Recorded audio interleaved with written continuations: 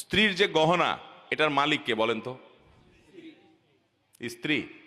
বুঝে শুনে বলতেছেন? বউয়ের যে গহনা, তার যে অলংকার, স্বর্ণ, এগুলার মালিক কি বউ নিজে না স্বামী? এবার বলে স্বামী। কথা উল্টে গেছে। দেখেন, আপনারাই সন্দেহের মধ্যে পড়ে গেছেন। আমি যে গোজামিল বলছি সাধে বলছি?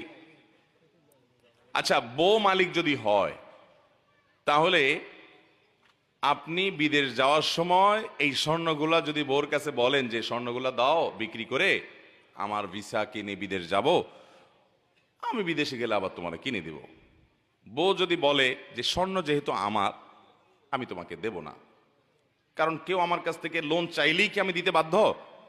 আমার বিশ্বাস হয় না তুমি আবার কবে চাকরি করে টাকা কামায় আমার দিতে পারবা কি পারবা না, সরি আমি তোমাকে দিলাম না।